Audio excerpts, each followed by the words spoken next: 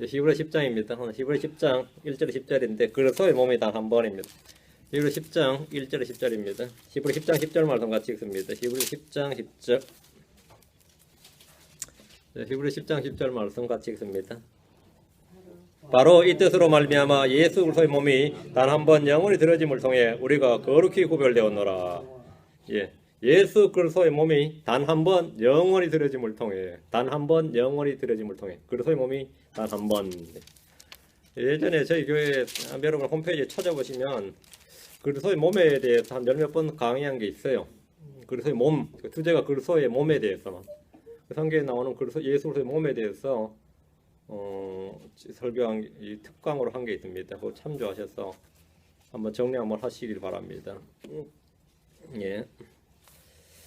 자, 잠깐 기도하고 시작합시다. 위대하시고 거룩하신 주 하나님 감사합니다. 주님께서 이 시간 은혜와 복을 위해서 주의 말씀을 듣는 모든 헌들에게 지혜와 계시형을 마해 주시고 영적 조명을 비추어 주셔서 말씀을 들을 때 잘 깨닫도록 하시고 믿음과 잘 결합하도록 해주시고 마음속에 주의 말씀이 편만하게 충만하게 말씀이 증거할 수 있도록 또 말씀이 세력을 얻어서 흥하게 역사하고 자라날 수 있도록 도우시길 원하고 말씀이 자유로운 행로를 얻어서 저희 속에서 열매 맺기를 간구합니다. 사랑하는 아버지 하나님, 하나님의 말씀은 매이지 아니하니라 하신 말씀대로 이 시간 저희 속에서 강하고 크게 임해 주시길 원하옵고 제가 이 말씀을 따라서 살아갈 수 있도록 도우시길 간구합니다. 아버지 하나님, 모두가 믿음 위에 믿음을 더해지도록 또 은혜 위에 은혜가 더해지도록 그렇게 역사해 주시옵소서.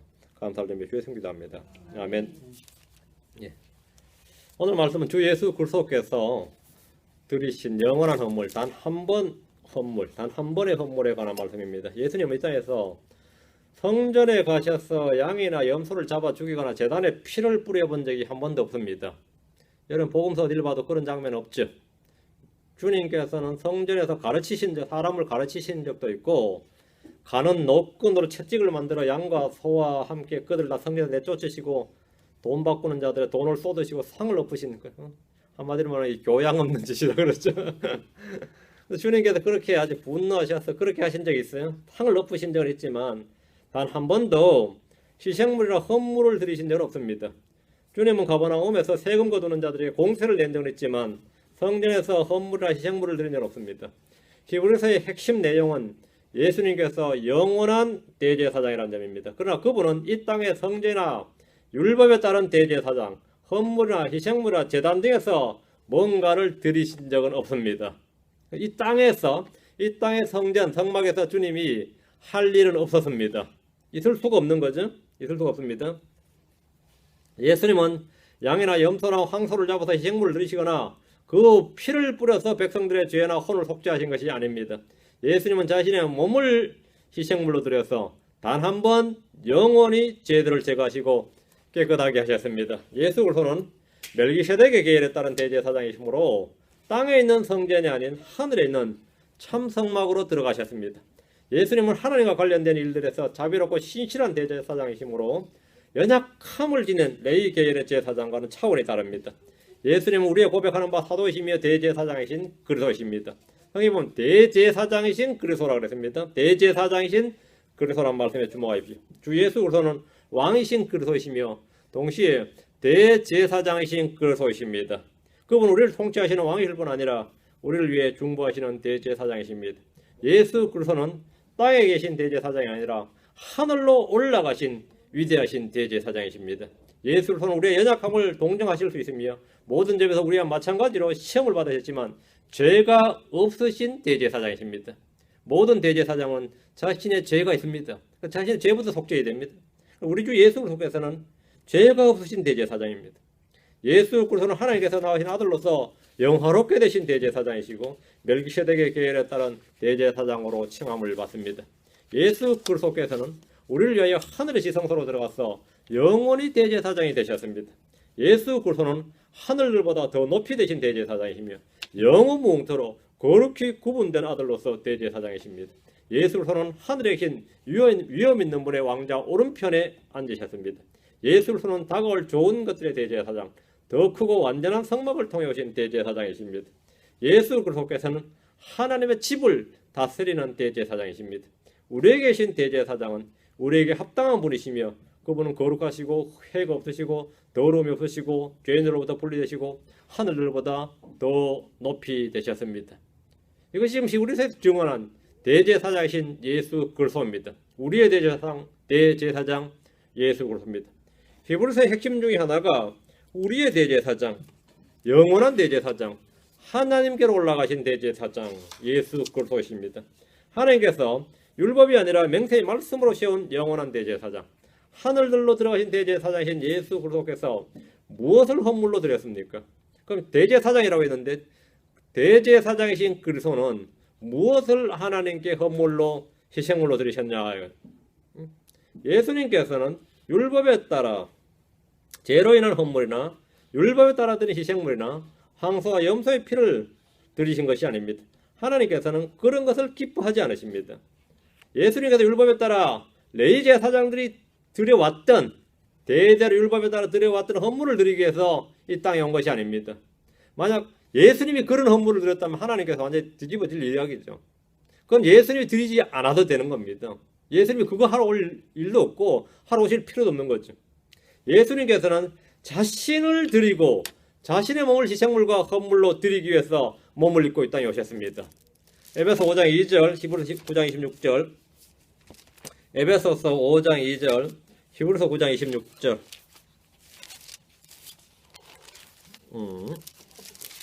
에베소 5장 2절.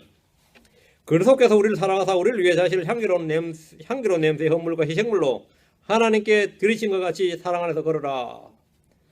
그리스도께서 우리를 사랑하사 우리를 위해 자신을 향기로운 냄새의 헌물과 희생물로 하나님께 드렸다. 자신을. 예수님은 돈을 드리신 게 아니에요. 곡물을 드리신 게 아닙니다. 동물을 드리신 게 아닙니다. 짐승을 잡아 드린 게 아니에요. 주님은 무엇을 드리셨느냐? 자신을 드리셨다. 자신의 몸을 드리셨다. 아닙니다. 자신을 향기로운 냄새의 헌물과 희생물로 드렸다. 이랬습니다. 주 예수 그리스도께서 하나님께 드린 헌물은 자기 자신의 몸이었습니다. 예수님은 자신의 몸이 헌물이고 희생물이었습니다. 율법에 따라 드리는 희생물과 달리 맹세의 말씀으로 된 대제사장이신 예수님은 단 한 번에 영원히 자신을 헌물과 희생물로 드려서 죄를 제거하셨습니다. 자, 히브리서 9장 26절. 그랬더라면 그분께서 반드시 세상의 창건 이래로 자주 고난을 당하셔야 할 것이라. 그러나 이제 세상 끝에 그분께서 단 한 번 나타나서 자신을 희생물로 드려 죄를 제거하셨느니라. 자신을 희생물로 드려. 예수님께서 드리신 것은 양과 염소가 아닙니다. 곡물이나 채소가 아닙니다. 돈이 아닙니다. 땅에서 난 무엇이 아닙니다. 주 예수님께서 드리신 것은 자신의 땀과 노력과 정성이 아닙니다. 주 예수님께서 드리신 것은 주님 자신의 몸입니다. 주님 자신의 몸입니다. 자신의 몸과 자신의 생명을, 자신의 피를 희생헌물로 내어놓으셨습니다. 율법에는 사람을 희생물로 드리는 규례가 없습니다. 율법 어디에도 사람을 희생물로 드리는 규례는 없어요. 어떤 대제사장도 자신을 희생물로 드리지 않습니다. 무궁한 생명의 권능에 따라 대제사장이 된 예수님은 자신을 희생물과 헌물로 드리셨습니다. 이것은 율법에 따른 것이 아닙니다. 이것은 생명의 말씀에 따른 겁니다. 생명의 말씀에 따른 겁니다. 자, 본문으로 보겠습니다. 10장 1절. 히브리서 10장 1절. 율법은 다가올 좋은 일들의 그림자는 가지고 있으나 그 일들의 형상 그 자체는 아니므로 그들이 해마다 계속해서 드린 그런 희생물들로는 거기로 나오는 자들을 결코 완전하게 할 수 없느니라. 율법의 실체, 역할, 한계를 분명하게 기록한 말씀입니다. 율법은 다가올 좋은 일들의 그림자를 가지고 있습니다. 골로새 2장 17절에 율법을 걸어서 그것들은 다가올 것들의 그림자이거니와 몸은 그리스도께 속해 있느니라. 그것들은 율법에 속한 일들은 말이죠. 다가올 것들의 그림자이거니와 안식일이나 규례나 이런 것이 전부 다 뭐라고요? 다가올 것들의 그림자다. 몸은 그리스도께 속해 있느니라. 율법은 다가올 것들의 그림자입니다. 율법은 의롭고 선하고 영적인 것이지만 그것은 그림자이며 그 일들의 형상 자체는 아닙니다. 여호수아나 다윗이 주야로 묵상한 주의 율법은 다가올 좋은 일들의 그림자였고 그 일들의 형상 자체는 아니었습니다. 시편에 다윗이 찬양하고 기뻐하고 즐거워하며 완전하다고 말한 주의 율법은 사실은 그림자에 불과한 것이라. 사실은 율법이 그림자에 불과한 것이다. 이것은 구약의 히브리인들에게 뒤집어지는 말씀이죠. 율법이 전부인 줄로 아는 히브리인들에게 율법이 전부다. 그런 히브리인들에게 율법은 그림자에 불과한 것이다. 그림자는 그림자일 뿐이 이건 형상, 실체가 아니다. 이 진리는 받아들이기 어려운 진리고 충격 그 자체일 수밖에 없습니다. 그런 사람들에게 바울은 어떤 사람이죠? 이단 중에 이런 이단이 없는 거죠. 바울 하면 적그리스도의 괴수 뭐 이래 되는 거죠. 율법은 우리의 전부인데 율법이 지금 율법은 다가올 좋은 일들의 그림자는 가지고 있으나 그 형상 자체는 아니므로 크리스천들은 그리스도의 몸이죠. 몸은 그리스도께 속해 있느니라. 몸은 그리스도께 속해 있느니라. 우리는 그림자에게 속해 있지 않습니다. 우리는 그림자 아래 있지 않습니다. 정통 유대인들이나 메시아닉 유대인이라 하는 사람들이나 율법 준수를 자처한 이들은 율법을 걸어 청사진이니 율법 준수는 하나님을 사랑하는 증거니 표시라고 주장을 합니다. 그러나 이런 주장은 크리스천들에게는 아무런 해당 사항이 없습니다. 해당 사항이 없어요. 몸은 그리스도께 속해 있느니라 하는 말씀대로 크리스천들은 그리스도의 몸으로서 그림자가 아니라 예수 그리스도에게 속해 있습니다. 우리는 그분의 지체입니다. 그분의 살과 뼈들에 속한 지체단 말이죠. 우리는 율법 아래 있지 않고 율법에 대해 죽었고 율법에서 구출받았습니다. 율법은 다가올 좋은 일들의 그림자는 가지고 있다는 말은 율법에 말한 몸의 할례는 그리스도의 할례의 그림자고 율법에서 말한 성막과 성전은 성령에 거하는 성령이 거하는 그리스도의 몸의 그리스도인들의 몸의 그림자란 말입니다. 안식일은 주의 첫날의 그림자가 아니라 혼의 안식의 그림자입니다. 유월절 어린 양은 예수 그리스도의 그림자입니다. 우리는 구약의 모형이 신약에서 어떻게 실체가 되는지 그 대응을 다 할 수 있습니다. 그렇죠? 그 유월절에 들은 어린 양은 뭐라고요? 예수님이 실체단 말이죠. 그들이 흘린 피는 예수님의 피가 실체다. 구약에서 드린 성막과 성전은 그리스도의 몸이 실체다. 그래서 몸이 성령이 가는 성전, 우리가 바로 하나님 집이 되어 있고 성전이 있다. 이게 실체다 이 말. 실체다. 우리는 전부 다 그 대응법이 있다. 그 대응이 있다. 그죠? 왜 실체가 있단 말이죠. 구약의 제사장들은 영적 제사장이고 왕가의 제사장인 그리스도인들의 모형이고 그림자입니다. 그 레위 제사장이 있다. 그럼 신약에 뭐가 있는 거죠? 왕가의 제사장이 있다. 신약에 왕가의 제사장이 있다. 목사가 레위 제사장이라면 여러분 유다지파야? 내가 레위 지파면 그럼 여러분은 그러면 유다지파고 베냐민 지파냐고. 당연히 아니겠죠. 여러분 유다지파가 아니고 베냐민 지파가 아니면 목사도 레위 지파일 수가 없죠. 여러분이 다 왕가의 제사장이에요. 여러분이 다 영적 제사장입니다. 구약에서 제사장들이 드린 희생물이 있었대요. 우리는 우리가 드린 영적 희생물이 있습니다. 구약은 신약의 모형이고 예표고 그림자입니다. 그런데 본문은 지금 다가올 좋은 일들의 그림자라고 미래형으로 말합니다. 구약의 율법은 앞으로 다가올 것들의 그림자란 겁니다. 그럼 천년왕국에서 또 실체가 온다는 겁니다. 율법은 천년왕국에서 드러날 실체의 그림자를 가지고 있습니다. 실제의 그림자를 가지고 있습니다. 그림자에 불과한 구약의 율법은 형상 그 자체가 아니므로 형상 그 자체가 아니면 실체가 아니므로 말이죠. 그림자죠. 그들이 해마다 계속해서 드리는 그런 희생물들로는 거기로 나오는 자들을 결코 완전하게 할 수 없다는 이 진리는 히브리서의 대상인 히브리인들이 반드시 알아야 될 진리입니다. 믿어야 될 진리. 알아야 되고 믿어야 될 진리입니다. 히브리인들이 알아야 될 진리 뭐죠? 자신들이 지금 1500년 이상 지키고 있는 이 율법이 그림자란 겁니다. 실체가 아니라 그림자다. 이거. 실체가 아니라 그림자다. 그리고 우리가 조상 때대로 지켜왔던 이 율법에 따라 드는 이 희생물로는 제가 될 수 없다는 겁니다. 제가 될 수 없다. 히브리인들에게 율법은 그들의 신앙과 삶의 전부입니다. 그런데 그 율법에 대해서 율법은 아무것도 완전하게 하지 못하였으나 이렇게 말합니다. 율법은 아무것도 완전하게 하지 못하였으나 지금도 히브리인들의 신앙 고백을 보면 우리는 율법의 완전함을 믿는다 이렇게 되어 있어요. 그게 히브리인들의 메시아 유대인들의 신앙 고백 우리가 믿는 바 한데 그 제1조 1항이 이겁니다. 우리는 율법이 완전함을 믿는다. 그런데 히브리서 기자는 반복해서 율법이 연약하고 불완전하고 아무것도 완전하게 하지 못하며 그림자에 불과하다 이렇게 말합니다. 어느 게 맞는 것 같습니까? 예, 하나님 말씀이 맞죠. 율법은 그림자에 불과하다요. 그럼 우리를 완전하게 하는 것은 뭡니까? 율법은 아무것도 완전하게 하지 못하였으나 율법은 아무것도 완전하게 하지 못했고 율법은 뭐라고요? 네. 거기로 나오는 자들을 결코 완전하게 할 수 없느니라 했거든.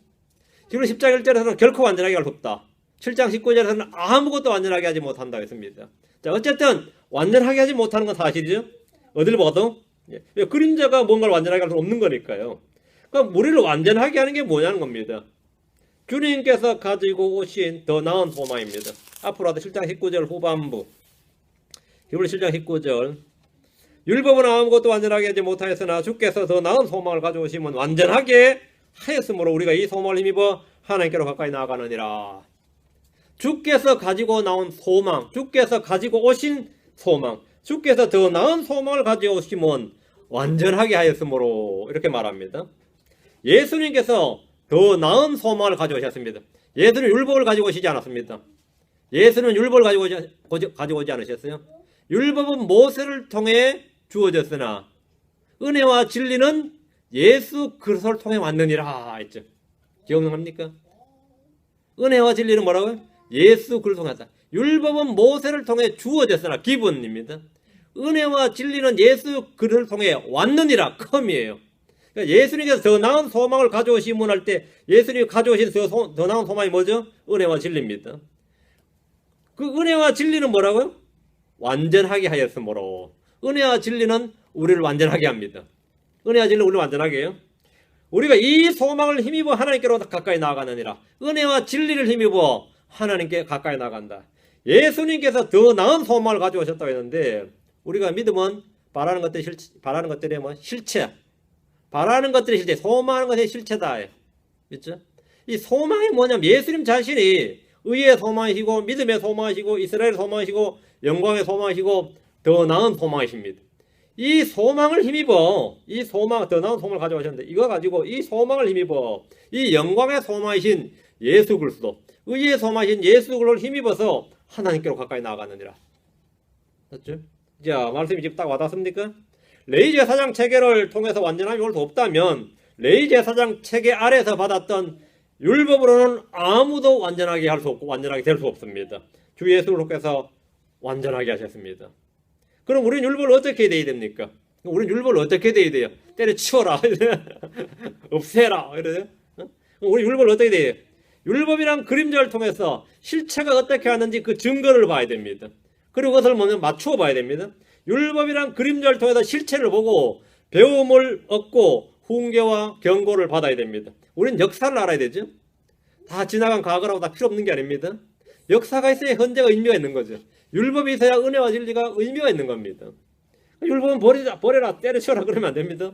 율법이 증언하고 인도해 주시는 예수 그리스도를 믿어야 됩니다. 자, 2절입니다. 히브리 10장 2절. 그랬더라면 경배하는 자들이 한 번에 깨끗하게 되어 더 이상 죄들을 의식하지 아니하였을 터이므로 그것들을 드리는 일을 그치지 아니하였겠느냐. 그랬더라면 이 말은 율법을 통해 완전해질 수 있었더라면, 사람이 율법을 통해 완전해질 수 있었더라면, 율법이 완전함을 줄 수 있었더라면 율법에 따라 계속해서 드리는 그 희생물로, 계속해서 희생물을 드림으로 나오는 자들이 완전해졌더라면 경배하는 자들이 단 한 번에 깨끗하게 되어서 더 이상 죄들을 의식하지 아니하였을 것이고 또한 그것들을 드리는 일을 그치지 아니하였겠느냐 이 말이에요. 하지만 그런 일은 결코 없습니다. 계속해서 반복해서 희생물을 드렸습니다. 그렇죠? 율법의 한계와 무능함과 무익함과 연약함을 날카롭게 지금 지적하는 말입니다. 완전해질 수가 없으니까 불완전하니까 계속 반복하는 거 아니냐 이 말이에요. 그래 너희들이 계속해서 날마다 희생물을 드리는 것이다. 그래 날마다 드려봐야 안 되는 거죠. 날마다 드려봐야. 3절. 그러나 그 희생물들에는 율법에 따라 드린 희생물이죠. 날마다 드린 희생물, 동물 희생물. 그 희생물들에는 해마다 죄들을 다시 생각나게 하는 것이 있나니, 죄들을 생각나게 하는 것이 있다. 율법에 따라 드리는 희생물들은 그것을 들고 나와서 경배하는 자들의 죄들을 제거하거나 경배하는 자들을 깨끗하게 하거나 죄들을 의식하지 않도록 해주는 것이 아니라 해마다 죄들을 다시 생각나게 하는 것이 있다. 이게 뭔 말인 것 같습니까? 죄들을 생각나게 한다. 죄들을 생각나게 해요. 양 한 마리 잡아들이면 내 죄가 없어졌다가 아니라 내 죄가 생각이 난다. 생각해봐요. 짐승을 잡아서 죽이면서 그 피를 흘릴 때 그 사람들은 죄들을 더욱 의식하게 되고 생각나게 됩니다. 이놈이 나 때문에 죽는구나. 응? 이놈이 나 때문에 죽는구나. 희생물을 드릴 때 죄책과 죄의식은 더욱 생생하게 살아납니다. 율법의 기본 기능, 기본 역할이 뭡니까? 죄를 알게 하고 죄가 되살아나게 하고 죄인들을 정죄하고 속박하는 겁니다. 그게 율법의 기본 기능이에요. 율법의 기본 기능은 사람으로 하여금 죄를 알게 하는 겁니다. 로마 3장 20절, 로마 3장 20절, 7장 9절, 로마 3장 20절, 7장 9절. 네.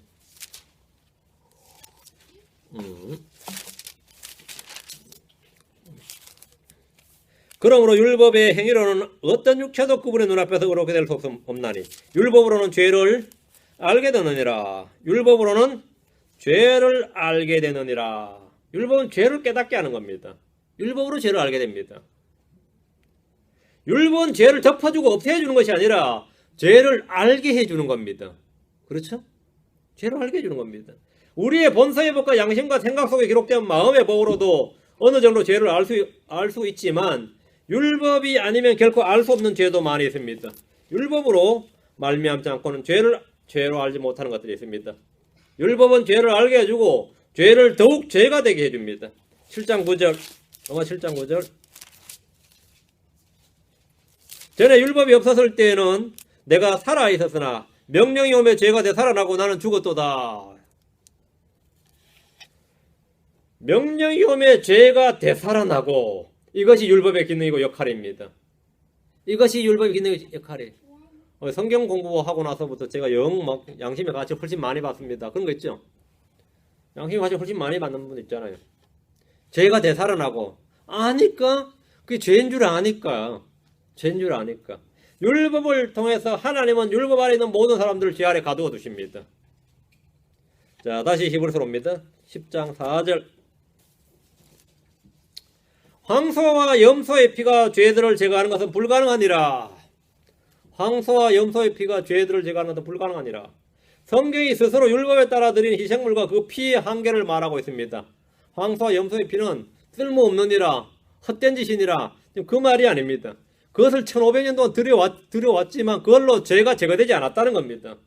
율법을 외치는 히브리인들이 아무리 이 사실을 부정하려 해도 이것은 명백한 사실이고 진리입니다. 죄들을 제거하는 것은 황소와 염소의 피가 아니라 예수 그리스도의 피입니다. 짐승의 피는 죄를 제거하는 것이 아니라 죄를 기억나게 하는 겁니다. 짐승의 피는 모형이며 그림자입니다. 하나님께서 피를 주어 제단에 뿌리게 하심으로 혼을 속죄하게 했지만 그것은 일시적인 용서이지 죄를 깨끗하게 하거나 죄를 제거하는 것이 아닙니다. 죄를 제거하시는 분은 하나님의 어린 양이신 예수 그리스도고, 죄를 완전히 씻어버리고 깨끗하게 하는 것은 예수 그리스도의 피입니다. 11절에 히브리 10장 11절에 제사장마다 날마다 서서 섬기며 자주 같은 희생물을 드리되 그것들은 결코 죄들을 제거하지 못하거니와. 죄들을 제거하지 못한다. 이 말씀대로 레위 제사장들이 율법에 따라 날마다 희생물들을 드리지만 그것들은 결코 사람들의 죄들을 제거하지 못합니다. 죄들을 제거하지 못합니다. 죄를 제거하게 드린 게 아닙니다. 주님 오실 때까지 그냥 드리는 거예요. 주님 오실 때까지 율법에 따라 그냥 드리는 겁니다. 불가능하니라, 이 말씀에 주목하시죠. 불가능하니라. 제거하는 것은 불가능하니라. 율법으로 불가능한 일은 은혜로 가능합니다. 율법으로 불가능한 일은 은혜로 가능합니다. 사람에게 불가능한 일은 하나님께 가능합니다. 황소와 염소의 피로는 죄들을 제거할 수 없지만 불가능하지만 예수 그리스도의 피는 우리는 모든 죄로부터 씻어줍니다. 깨끗하게 해줍니다. 요한일서 1장 7절에 또 그분의 아들 예수 그리스도의 피가 모든 죄에서 우리를 깨끗하게 하느니라. 깨끗하게 하느니라. 조건은 우리가 우리의 죄를 자백하는 겁니다. 회개하고 주님을 믿는 모든 이들에게 주님의 피는 모든 죄, 허물, 불법을 씻어버리고 깨끗하게 제거합니다. 깨끗하게 제거합니다. 5절입니다. 그러므로 그분께서 세상에 들어오실 때에 이르시되 희생물과 헌물은 주께서 원치 아니하시고 오직 나를 위하여 한 몸을 예비하셨나이다. 황소와 염소의 피로는 죄들을 제거하는 것이 불가능하므로 예수님께서 세상에 들어오실 때에 더 이상 희생물과 헌물은 주께서 원치 아니하십니다. 주님께서 짐승의 피를 드리고자 세상에 들어오신 것이 아닙니다. 주 하나님께서는 한 몸을 예비하셨습니다. 한 몸을 예비하셨다. 그리스도의 몸은 하나님이 친히 준비하신 몸입니다. 그리스도의 몸은 주님께서 희생물과 헌물로 준비하셨고 그 몸에서 흘린 피로 우리의 죄들을 씻으시고 제거하셨습니다. 우리는 그리스도의 몸으로 말미암아 율법에 대해 죽게 되었습니다. 하나님은 그리스도의 몸으로 화해를 이루셨습니다. 골로새 1장 22절, 베전서 2장 24절, 골로새서 1장 22절, 베드로 전서 2장 24절, 골로새 1장 22절. 이제는 그분께서 죽음을 통해 자기 육체의 몸으로, 여기다 언더라인, 자기 육체의 몸으로 화해를 이루사. 죽음을 통해 뭘로 화해를 이루었다고 됐어요? 본문에 따르면 자기 육체의 몸으로 화해를 이루사. 자기 육체의 몸으로 화해를 이루사 너희를 그분의 눈앞에서 거룩하고 흠없고 책망할 것이 없는 자로 제시하려 하셨으니. 이거 자기 육체의 몸으로 했죠. 이 말씀대로 주님은 죽음을 통해 자신의 몸으로 화해를 이루셨습니다. 그리스도의 몸은 말씀이 육신이 되신 몸입니다. 말씀이 육신이 되신 몸입니다. 주님은 자신 위에 종의 형체를 취하시고 사람의 모습이 되셨는데 헌물과 희생물로 드려지기 위해서입니다. 헌물과 희생물로 드려지기 위해서입니다. 그분 안에는 하나님의 신격의 모든 충만함이 몸으로 거하십니다. 베전서 2장 24절, 베전서 2장 24절. 예.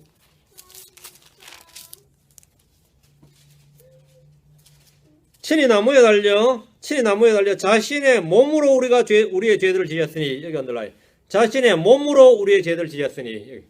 자신의 몸으로. 우리는 예수로 영으로, 예수로 피로, 예수로 죽음으로 이런 말을 많이 하는데 예수의 몸으로, 예수의 몸에서 죽음과 피가 나는 거죠. 예수의 몸으로, 예수의 몸으로. 친히 나무에 달려 자신의 몸으로 우리의 죄들을 지셨습니다. 몸으로 지셨어요. 몸으로.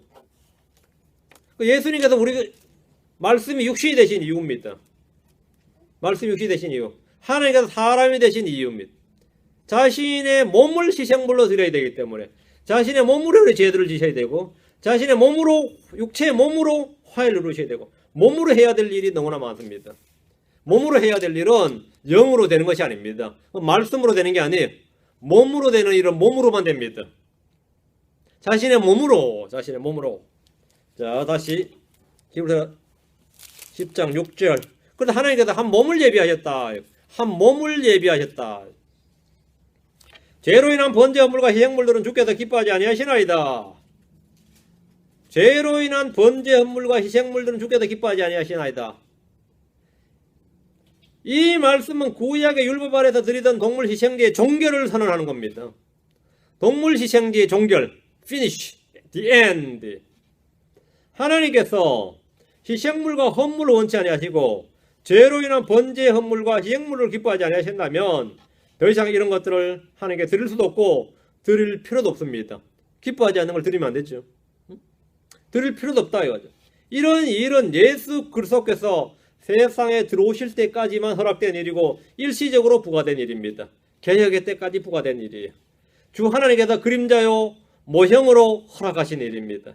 이제 주 하나님께서 친히 한 몸을 예비하심으로 이제부터 더 이상은 이런 일들은 주께서 원하지도 않으시고 기뻐하지도 않는 일이 되었습니다. 예수님의 몸은 율법에 따른 희생물을 완전히 종식했습니다.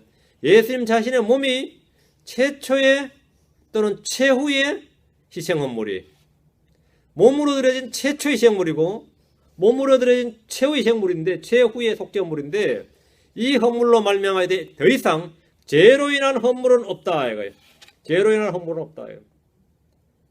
예수님은 율법에 따른 희생물을 완전히 자신의 몸으로 종식을 했다.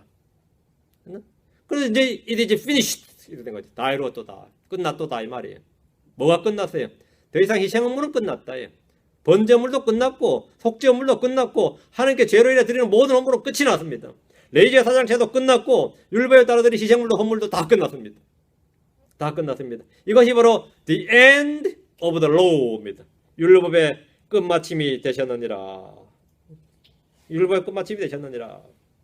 예수님은 죄로 인한 마지막 헌물이며 희생물입니다. 그래서 이제 주님은 죄로 인한 번제물과 희생물을 주께서 기뻐하지 아니하시느니라. 이렇게 지금 6절에 기록하고 있습니다. 7절.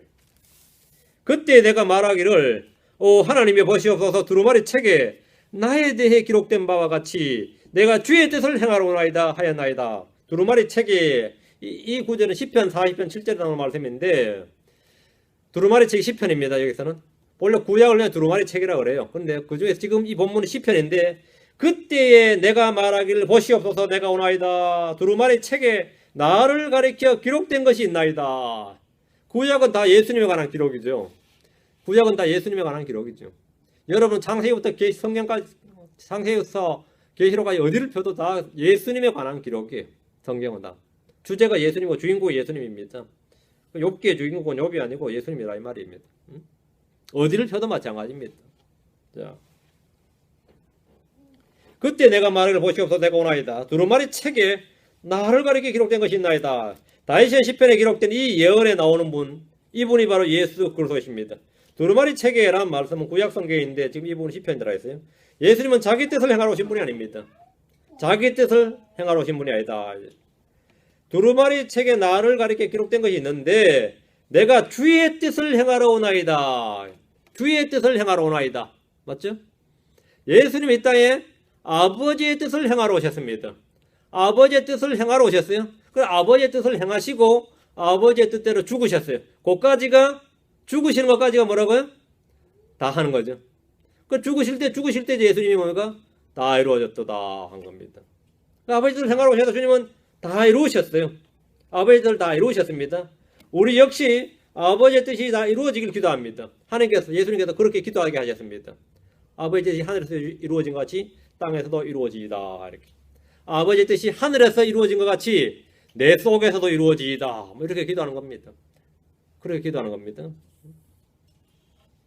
예수님은 겟세마네에서 죽으시기 전에 말이죠. 자기를 부인하며 그러나 내 뜻대로 하지 마옵시고 아버지의 뜻대로 하옵소서 이렇게 기도했습니다.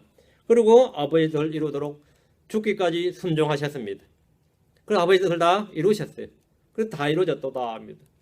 우리도 우리 달려갈 길을 이렇게 마칠 수 있었으면 좋겠습니다. 우리 모두가 죽기 전에 다 이루어졌다 이렇게 하고 내게 주신 하나님의 뜻을 다 이루고 내게 주신 그 길을 나의 달려갈 길을 다 마친 그런 성도들이 되어야 됩니다.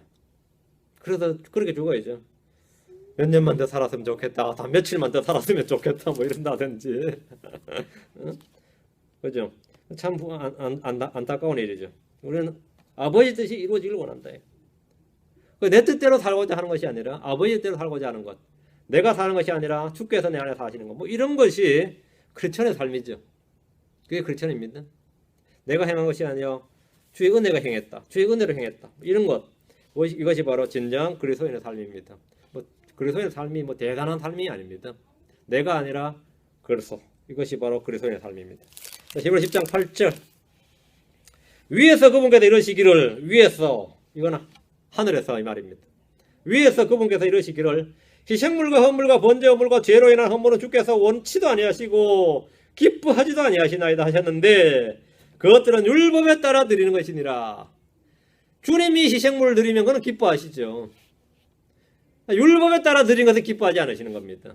율법에 따라 드리는 것이라 그는 기뻐하지 않아요. 위의 말씀의 반복인데 하나님께서 한 몸을 예비하시고 그분이 세상에 들어오심으로 그분께서 희생물과 헌물과 번제물과 죄로 인한 헌물을 원치도 아니하시고 기뻐하지도 아니하신다고 분명하게 언급하셨습니다. 그런데도 불구하고 계속해서 그걸 드리면 어떻게 되겠어요? 하나님 당연히 기뻐하지 않으시죠. 기뻐하지 않으시죠. 자, 예수님께서 십자가에 못 박혀 죽으셨습니다. 자, 휘장이 위에서 아래로 찢어졌어요. 자, 제사장들은 날마다 성소에 들어가서 희생물 드리죠. 근데 지성소와 성소를 가는 휘장이 찢어졌을 때 한번 생각을 해보세요. AD 70년경, AD 30년경에 얼마나 놀랍겠어요. 원놈이 찢었어. 아니, 대체 성전에 무슨 일이 터진 거예요? 간밤에 대체 무슨 일이 있었던 거예요? 간밤이 아니에요. 어제 낮에 터진 일이에요. 완전히 찢어졌어요. 위에서 아래로. 그럼 어떻게 했겠습니까? 깨매했을 것 같아요. 지성소로 들어가는 길이 확 열려버린 거예요. 지성소로 들어가는 길이. 실제로. 그럼 이제부터 레이저 사전을 뭡니까? 하면서 뭐 하겠어요? 진짜 믿으면 뭐가 되죠? 오늘부터 우리 실직자다. 오늘부터 우리 실업자야. 이제 성전에서 이 짓 할 필요 없는 거죠. 끝났다고요. 끝났다고. 오늘부터 성전은 뭐가 되는 거죠? 이스라엘의 그냥 문화유산이 되는 거죠. 그리고 이건 뭐죠? 관광객들에게 개방을 하라. 관광객들에게 개방하라. 끝이 났어요. 근데 이거 믿기가 쉽지 않아서 우리 크리스천들조차도 말이죠. AD 70년에 예루살렘 완전히 망할 때까지 뭐 하고 있었던 거죠? 거기다 해마다 날마다 해오던 대로 해왔고 예수 믿는다고 달라질 게 뭐냐 하면서 예루살렘에 살던 크리스천들은 다 또 성전 가서 그 짓을 했어요. 그 짓 하면 안 된다고 사도들이 가르쳐야 되는데 사도들이 그걸 못 가르쳐요. 그거 가르쳤다 돌에 맞아 죽는다 이거. 그 사도 바울이 오순절에 딱 와보니까 야고보가 하는 말이 뭐죠? 우리 가운데도 믿는 자가 수천인데 그들은 다 율법에 열심히 믿는 자라 바울한테 이러고 있는 거예요.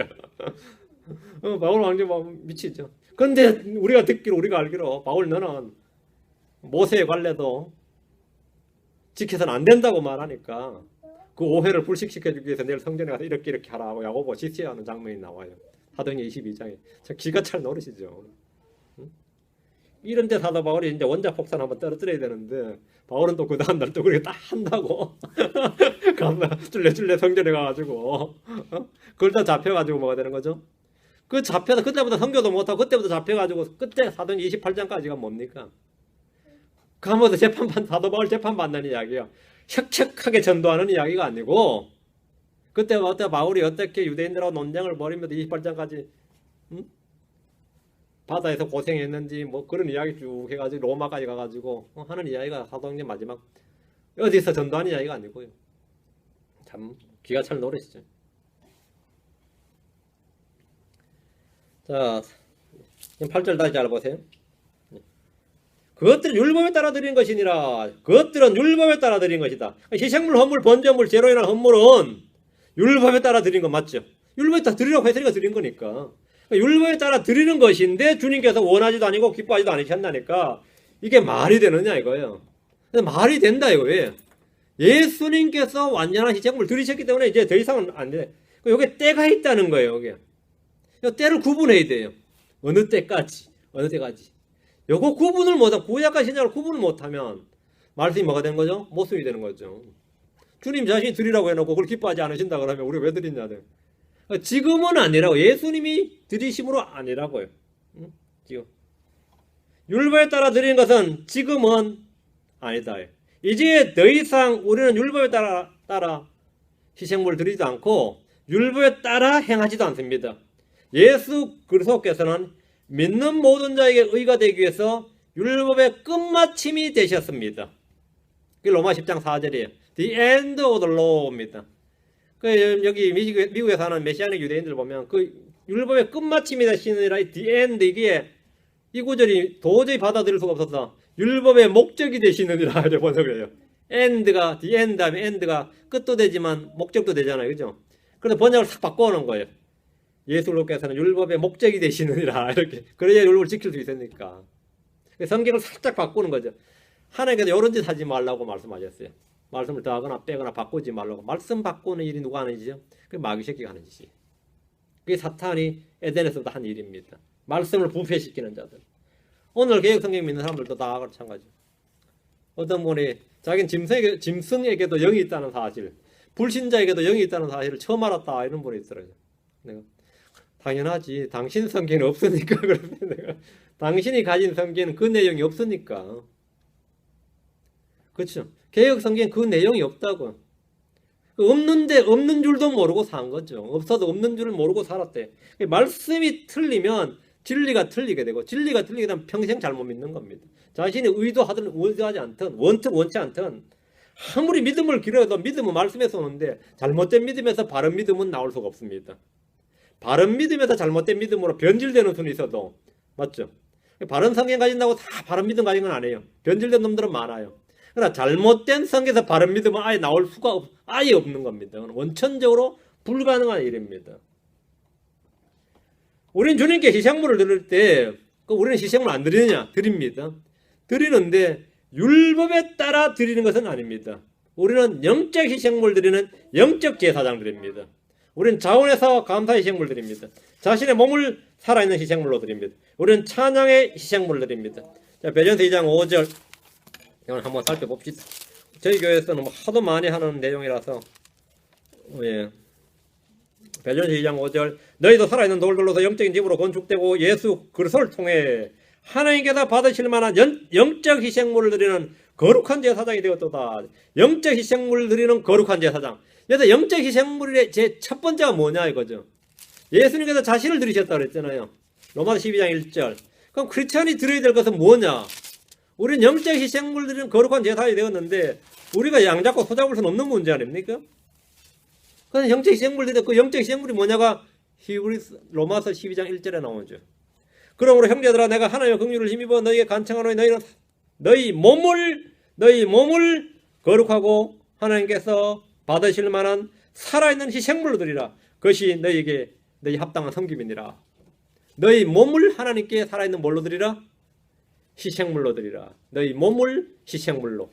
이게 크리스천입니다. 이게 몸을 드린다. 드릴 헌자 몸신자 헌신입니다. 하나님께 몸을 드린다. 그게 헌신이에요. 난 정성을 드린다 아닙니다. 몸을 드립니다. 마음을 드린다 아니에요. 몸을 드리는 거예요. 몸을 드리는 게 헌신이고 하나님께서 몸을 받으신다 이거죠. 크리스천들은 하나님께 몸을 드려야 되는 거죠. 내 몸이 주님 것이다. 내 몸이 주님 성전이에요. 내 몸을 드린 건데 크리스천들이 이 의미를 저는 모르는 것 같아요. 제가 볼 때 제일 몸을 드린다는 의미를 제일 모르는 분들이 크리스천들 같아요. 무당들은 말이죠. 신 내리면 뭐라고 하는지 아세요? 그 신이 자기 몸주라 그래요. 자기 몸의 주인이라고. 자기 몸은 이제 그 신 거예요. 그거 알죠? 그 자기 몸 완전히 그거 노예지 사실은. 근데 하나님께서는 성령께서는 우리를 그렇게 안 하죠. 그렇게 안 하신다고. 우리에게 자유의지를 주시고 자유를 주신 분이지. 우리는 자원에 써야 되지. 악한 영들처럼 하나님은 악한 영들처럼 성령께서는 그렇게 안 합니다. 강제로 우리를 장악하시거나 완전히 짓눌러 가지고 우리를 사용하지 그렇게 하시는 분이 아니에요. 주님께서 우리 안에 들어오셔도 우리가 뭐죠? 지 마음대로 살죠. 말로는 뭐 내가 주의 영이 뭐 주의 성전이니 뭐 나는 주님의 소유니 뭐 주님은 나의 소유니 별소리 다 해도 다 지 마음대로 산다고. 다 지 마음대로 살아요. 그게 왜 가능합니까? 주님께서는 뭐죠? 내게 자유를 주신 거죠. 주님 내게 자유를 주신 거예요. 내 안에서. 주님은 사랑이신데 주님의 원칙이 뭡니까? 사랑은 무례히 행치 아니하고요. 주님 우리한테 무례히 행치 않는다고. 응? 우리에게 자원해서 기쁨으로 자원해서 하도록 유도하시고 베푸시고 꾸짖으시고 말씀하시고 다 하시지. 뭐 강제로 우리 장자님 말씀대로 뭐 은사 주시겠어 뭐 목을 따들고 턱을 틀어서 은사 주고 그런 거 없어요. 그건 완전히 마귀 장난이에요. 혀를 막 확 꽈가지고 은사 받았다는 분들 그러죠. 나 혀를 확 꽈가지고 방언이 터졌다고. 그런 거는 성경에서 있을 수 없는 이야기예요. 하나님께서는 그렇게 안 하십니다. 그렇게 하는 건 하나님의 영이 아니에요. 하나님의 역사는 그런 거 없어요. 응? 그런 거 없습니다. 하나님은 모든 일을 뭘로 하신다? 사랑으로 행하십니다. 하나님 자신이 사랑이라서 그래요. 하나님 자신. 하나님 강제로 했다 그러면 뭐 우리 전부 다 지금 성인 문제 다 됐겠지. 지금쯤 뭐 20년 30년 믿은 사람들이야 뭐 하나님 강제로 손봤으면. 근데 그렇게 안 하세요. 하나님은 인격적인 순종을 원합니다. 말씀을 믿음으로 하나님과의 관계성 속에서 하나님을 알아나가면서 성장해 나가면서 스스로 주님 앞에 뭐라 인격적인 순종이에요. 인격적인 교제입니다. 그 자신을 자원해서 감사의 희생물을 드리는데 이것이 영적 희생물을 드리는 영적 제사장입니다. 자신의 몸을 살아있는 희생물로 드려야 됩니다. 자신을. 자 그러면 내 몸을 이제 하나님께 드렸으면 어떻게 된 거죠? 죄를 지을 수가 없죠. 왜? 이게 내 몸이 이제 내 것이 더 이상 내 것이 아니다 이거죠.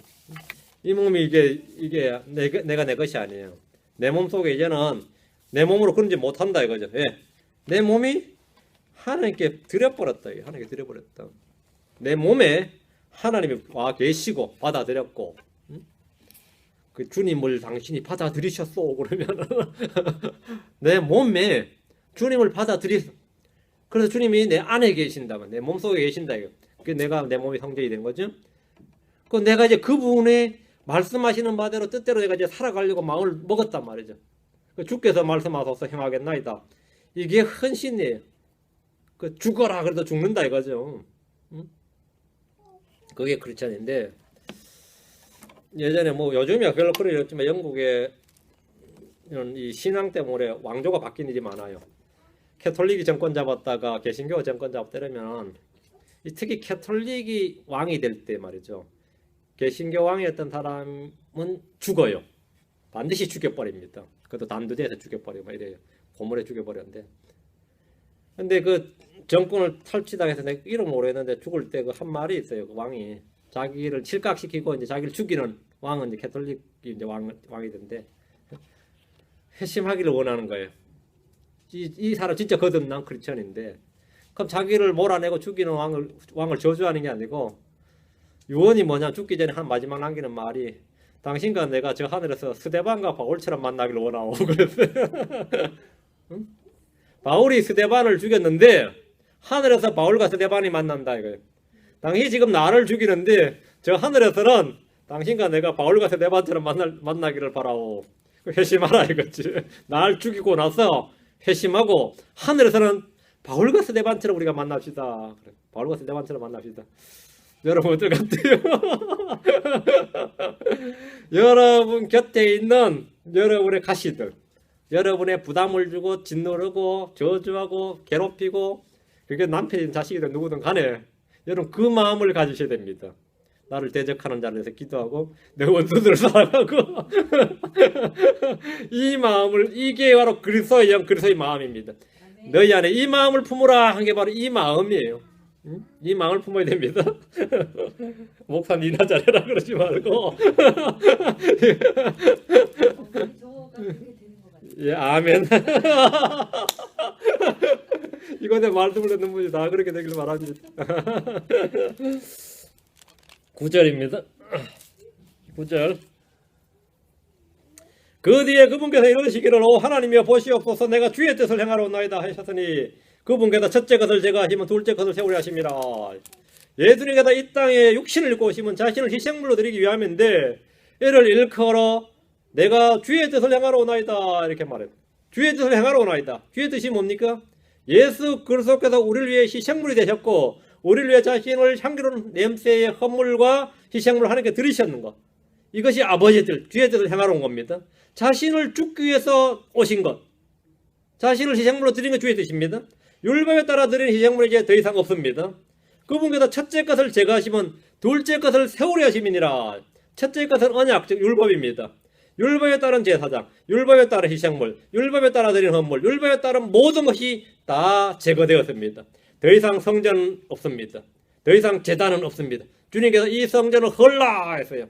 이 성전을 헐라, 제거한다. 첫째 것을 제거하신다 이거죠. 주님께서 첫째 것을 제거하셨다는 말은 율법에 따른 모든 것을 제거하셨다는 겁니다. 고로 우리는 더 이상 율법 아래 있지 않습니다. 율법에 따른 희생물, 헌물뿐만 아니라 율법에 따라 지키는 안식일이나 음식규례나 절기나 11조나 성전 세금이나 그 모든 것이 다 제거되었습니다. 얼마나 좋아요. 좋아요? 네, 좋죠. 다 제거되었어요. 주님께서 첫째 것을 제거하셨습니다. 십계명을 비롯한 모든 율법의 명령이 다 제거되었습니다. 그럼 율법 폐기론을 주장한 것입니까? 그럼 지금 당신 지금 율법 필요 없다는 말이냐 이거. 첫째 것을 제거하신 것으로 끝이 아닙니다. 둘째 것을 세우려 하심이니라. 첫째 것을 제거하셨어요. 둘째 것을 세우셨다요. 야, 집이 하나 있어요. 없애버렸어요. 없애버린 광야죠. 새 집을 세우셨으면 상관없죠. 그렇죠? 차를 폐차했어요. 오케이. 새 차 샀으면 상관없어요. 옷을 옛날 옷을 다 없애버렸다. 버렸다. 새 옷을 샀으면 상관없어요. 맞아요? 상관없죠? 옛날 옷이나 새 옷이나 뭐 그게 그거네 싶어도 그게 그것이 아니지. 율법과 새 언약이 그런 관계입니다. 율법과 새 언약이 그런 관계입니다. 자, 계약서가 한 장 있어요. 이 계약서, 이 계약서 이제 그만 우리 합의해서 없앴자 이거예요. 그럼 뭐라 그래요, 사람이? 그럼 오케이. 그럼 새로 계약 써야 됩니다. 그렇죠? 이거 없애는 대신에 뭐 하자고? 그럼 새 계약서 써야 됩니다. 그렇죠? 새 계약서 써야 됩니다. 그럼 두 계약서죠. 두 계약서입니다. 첫째 것을 제거하시면 그걸로 제거로 끝. 그게 아니라 둘째 것을 세우려 하심이니라. 그죠? 주님은 새 언약을 주셨습니다. 새로운 명령을 주셨고 새로운 법을 주셨습니다. 첫째 것을 제거하신 후에 주님은 그림자가 아니라 실체에 해당하는 생명의 성례의 법, 그리스도의 법, 왕가의 법, 자유의 법, 믿음의 법, 의의 법을 우리에게 주셨습니다. 우리는 이 법을 따라 살면 모든 율법을 다 성취한 율법의 성취자가 됩니다. 모든 크리스천들은 율법의 성취자가 됩니다. 성경 말하기를 다른 사람을 사랑하는 자는 율법을 성취하였느니라. 사랑은 자기 이웃에게 해를 끼치지 아니하나니 그러므로 사랑은 율법의 완성이니라. 우리는 율법의 성취자고 율법의 완성자입니다. 또 성경 말하기를 갈라디아서 5장 14절에 온 율법은 이것 즉 너는 내 이웃을 내 자신같이 사랑하라 하신 이 한 말씀 안에서 성취되었느니라. 이 한 말씀 안에서 성취되었다.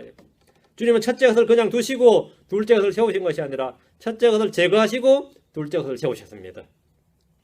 10절입니다. 바로 이 뜻으로 말미암아 예수 그리스도의 몸이 단 한 번 영원히 드려짐을 통해 우리가 거룩히 구별되었노라.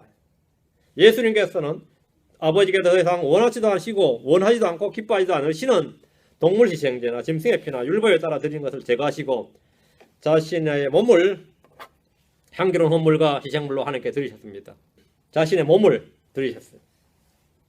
죄들을 제거할 수 없는 희생물을 해마다 드리던 제사장들은 이제 더 이상 죄로 인한 헌물을 드리지 않아도 됩니다. 율법에 따라 날마다 서서 섬기던 제사장들은 더 이상 성전으로 출근하지 않아도 됩니다. 성전에서 섬기던 모든 사역은 끝이 났습니다. 더 이상 제단에 피를 뿌리지 않아도 됩니다. 율법의 끝마침이 되신 예수 그리스도로 말미암아 율법에 따라 행해진 모든 일이 다 끝이 났습니다. 바로 이 뜻으로 말미암아 이 말씀은 하나님 아버지의 뜻으로 말미암아 사람이 되어 자신의 몸을 들이신 것을 말합니다. 예수 그리스도의 몸이 단 한 번 영원히 드려짐으로 죄들은 완전히 깨끗이 제거되었고 우리가 거룩히 구별되었습니다. 십자가에서 자신의 몸을 들여서 우리를 거룩히 구별하신 주 하나님께 감사와 찬양을 돌려드립니다. 감사합니다. 오늘까지 기도합시다. 위대하시고 거룩하신 주 하나님 감사합니다. 주님께서 은혜와 복을 주셔서 이 시간 선포된 주님의 말씀 모든 듣는 모든 혼들에게 믿음으로 잘 결합되어서 아버지 말씀이 마음속에 풍성히 가게 하시고 말씀을 통해서 참된 진리를 알고 그 진리로 말미암아 자유롭게 하시고 또 말씀을 통해서 삶을 더욱더 풍요롭고 기쁨이 가득한 주의 영으로 충만한 그런 성도를 다 되도록 도우시길 간구합니다. 아버지 하나님께서 이 말씀을 듣게 될 모든 사람들에도 복을 주시고 이 말씀을 통해서 더욱더 주님을 사랑하고 주의 말씀을 사랑하고 주의 복을 기뻐하는 자들 되도록 도와주십시오. 감사를 드리며 주의 승기도 합니다. 아멘.